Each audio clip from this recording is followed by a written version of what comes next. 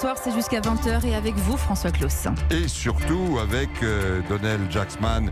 Bonsoir Donnell. Bonsoir. On voulait absolument vous entendre ce soir sur Europe 1 parce qu'on a été estomaqué en voyant cette vidéo ici à Europe. Vous êtes l'un des humoristes montants aujourd'hui en France. Beaucoup de sketchs sur l'air du temps, sur la France, sur le racisme.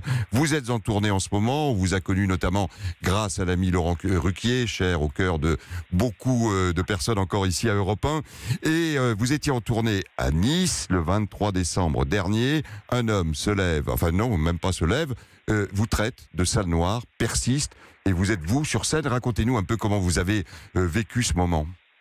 Oui, c'est exactement ça. J'étais sur scène et en train de faire mon spectacle, tout se passait bien.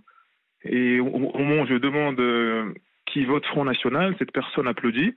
Et je dis, c'est honnête d'avouer, parce que souvent les gens qui votent FN n'avouent pas. Et il me lance un sale noir en pleine figure, quoi. Oui, alors on vous voit là effectivement réagir. Qu'est-ce qui se passe là dans votre tête? Vous dites je me barre, je vais lui donner une gifle, j'y crois pas. C'est pas la France que j'aime. C'est pas la France que je connais de près. Donc j'ai tourné depuis des années avec ce spectacle. C'est d'une violence sans nom, donc je comprends pas. Et je me dis, peut-être qu'il rigole. Donc c'est pour ça que sur la vidéo, je lui demande plusieurs fois pour lui laisser une chance de désamorcer, pour lui laisser une chance de me dire que c'est une vanne ratée, pour me dire que c'est peut-être un mec qui est bourré, pour me dire que non, c'est pas possible qu'un raciste paye sa place, vienne me voir et m'insulte. C'est impossible, à moins que ce soit un raciste daltonien, mais c'est impossible sinon. Est-ce que, alors, on voit pas sur la vidéo, j'imagine qu'il y a eu un moment de stupeur également dans l'assistance. Comment est-ce qu'on a réagi du côté du public? Parce que même le public a rigolé au départ sur la vidéo, on entend le public crier la salle noire. Et le public n'acquiesce pas, le public n'est pas en train de se dire, n'est pas en train de valider cet acte odieux, c'est que le public se dit c'est tellement gros, je parle de FN, une personne m'insulte derrière, le public pense que c'est un complice. Donc le public rigole d'un rire un peu nerveux. Et au deuxième salle noire, ils comprennent que c'est pas un gag. Et là, la salle est tendue et on rentre dans une gênance suprême. Et vous en avez reparlé après avec le public, avec sur ce que ça veut dire, j'allais dire, de la France d'aujourd'hui. C'était à Nice, nous sommes d'accord, le 23 décembre. Oui, c'était à Nice. C'était à Nice, et puis je tiens à préciser, parce que j'ai vu beaucoup sur les réseaux sociaux que oui, c'est normal, c'est dans le sud, c'est des gros racistes, c'est le bastion du Front National, machin. Moi, je tiens à préciser que la ville de Nice... Ah, nous avons un petit problème de ligne et c'est dommage.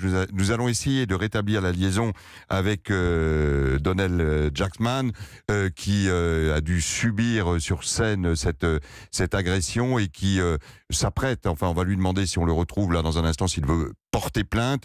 Il y a ce moment assez étonnant également du public et de la stupeur. Vous êtes revenu avec nous, Donnell? Oui, je suis là. Oui, désolé, on a une petite coupure de ligne. Ça arrive, ce sont les joies et le plaisir du direct. Oui, vous étiez en train de nous dire, vous voyez sur les réseaux sociaux, normal, Nice, c'est un défi. Oui, voilà, je comprends beaucoup. C'est Nice, plus compliqué que ça. Front National, bastion de Front National, c'est plus compliqué que ça. Et ce n'est pas la ville de Nice qui doit être remise en cause. Ce n'est pas le théâtre, ce n'est pas la France. Ce sont ces individus. Ce sont une minorité de Français qui sont racistes, qui n'acceptent pas la différence, qui veulent diviser les gens. Ce sont ces personnes-là qu'il faut mettre sur le banc d'accusés. Moi, je demande aux gens de ne pas stigmatiser les Noirs, les Arabes, les musulmans. On doit faire pareil aussi, ne pas stigmatiser toutes les personnes blanches ou toutes les personnes, ne pas tous les mettre dans le sac du racisme. C'est vraiment ce que je demande. En même temps, maintenant que vous êtes en tournée en France, vous sentez cette fracture, ces divisions françaises qui sont là, et vous, en tant qu'humoriste, vous êtes là en partie pour les traiter, les soigner, vous en amuser peut-être pour mieux s'en détacher, et au-delà de cet incident-là, vous êtes, j'allais dire, un petit peu inquiet de ce que la France est en ce moment? Je suis de nature optimiste, donc je veux toujours voir le verre à moitié plein, mais il y a une réalité. Il y a dans ce pays en ce moment une fracture qui se crée de plus en plus. Il y a une libération de la parole nauséabonde qui se crée, mais sur tous les sujets, sur le racisme, sur l'antisémitisme, sur l'homophobie, sur le sexisme. Il y a une espèce de fracture, il y a un repli sur soi-même et une peur de l'autre qui grandit de plus en plus, et souvent malheureusement aidé par des politiciens, aidé par par des partis politiques. J'allais Il faut ajouter faire très attention. peut-être par l'impact des réseaux sociaux, parce qu'après tout, cet homme qui a payé sa place, il a voulu s'offrir aussi peut-être une minute de gloire sur les réseaux sociaux. Je ne saurais pas vous dire si jamais c'était son but. Si c'est son but, ben, je ne sais pas si c'est raté ou réussi, mais il y a vraiment un racisme en ce moment et il ne faut pas le négliger. Moi, ce que je demande, c'est qu'il ne faut pas croire que le racisme est une chose du passé. Ce n'est pas un truc qui est fini. Il ne faut pas dire ça parce que souvent, les gens victimes de racisme ont peur d'en parler parce qu'on ont peur de passer pour des victimes, ont peur qu'on sorte la carte victimaire. Le racisme est toujours présent et ce n'est pas aux personnes qui subissent le racisme, de ne pas se plaindre, c'est aux racistes d'arrêter. Donc tant qu'il y aura du racisme, les gens se plaindront toujours. Vous allez en faire un sketch de cet épisode ? Là, pour l'instant, je suis vraiment encore dans le choc, donc j'ai pas assez de recul pour le moment parce que ce qui se passe est d'une violence sans nom. À la fois, j'ai un soutien vraiment énorme de la part des médias. Merci à vous de soutenir ce genre de choses. De la part du public, il n'y a pas vraiment un soutien des politiques, c'est ce qui est dommage. Mais tout le monde me soutient et moi j'ai la chance d'être un artiste, donc je suis soutenu. Mais je pense beaucoup à ceux qui le vivent et qui n'ont pas la chance d'avoir dans des conditions ignobles et qui n'ont pas la chance d'avoir accès au racisme juste d'un mec qui t'insulte alors que tu es sur scène à gagner ta vie. Il y en a qui vivent de racisme, ils n'ont pas de travail, ils ne peuvent pas avoir accès au logement.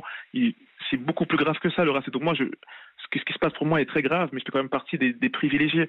Mais il était important d'entendre votre message ce soir. Juste rapidement, vous allez porter plainte ou pas ?